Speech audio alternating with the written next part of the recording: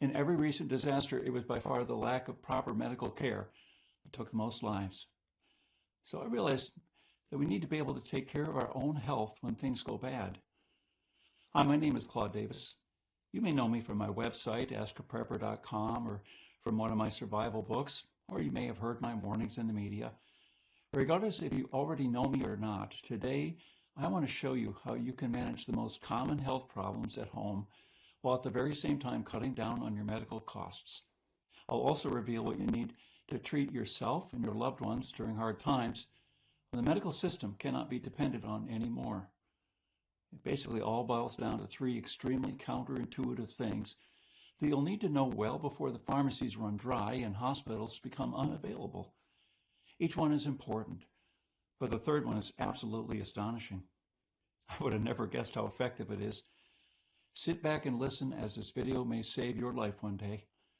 I recently got in touch with a frontline doctor working in Venezuela, a place that has been dealing with economic trouble and shortages for years and has yet to recover.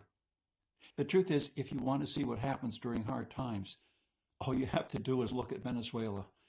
No electricity, no running water, no law, no antibiotics, no painkillers, no anesthetics, no insulin, no nothing. But if you want to find out how you can still manage in a desperate situation like this, you must look at Venezuela and learn from the handful of people who cope, despite widespread shortages of every kind. Dr. Maybell is one of them. She's working as a surgeon at Caracas University Hospital and has been ever since the economic and then medical crisis began. One of the first things Maybell explained to me is something you must realize before it's too late. And that is, once medical shortages run rampant, going to a hospital can be a very bad idea. In the aftermath of Hurricane Katrina, a lot of people were left without a home, food, electricity, or running water.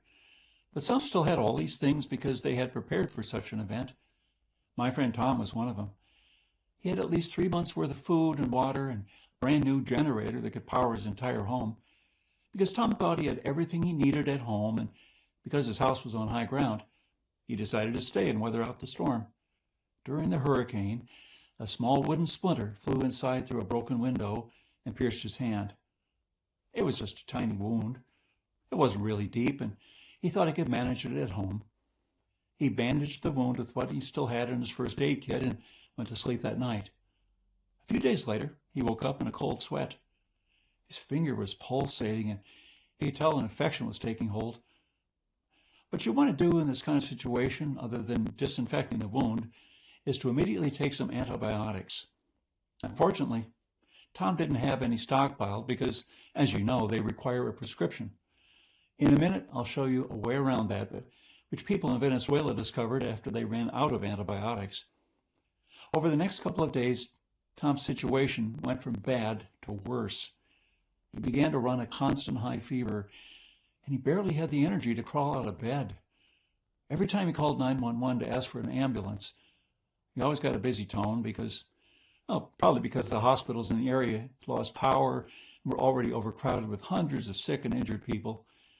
The roads were also not accessible yet by car. By the time my friend reached a hospital, his hand had swollen to the size of a football, and he was in great pain. As he desperately tried to get to the front of the line, he almost fainted a few times and had to be propped up by others. Tom told me he was one of the lucky ones who managed to see a doctor before it was too late. The doctor examined his hand and prescribed some antibiotics. Things were on the mend, but then an unforeseen problem came up. Overcrowded hospitals with lackluster sanitation and hygiene are the perfect breeding environments for germs. Tom's already weakened body picked up another, more aggressive bacteria that didn't respond to the usual treatment.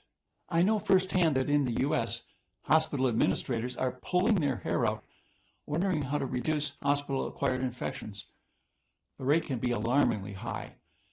In a crisis, you might have a much better chance of picking up an infection in a hospital than if the doctor performed the procedure in your own bedroom. At least at home, you have germs that you've developed an immunity against, and they're usually not resistant to every antibiotic known to man.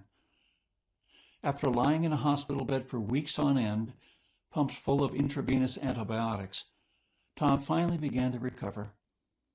The doctors were able to save his life,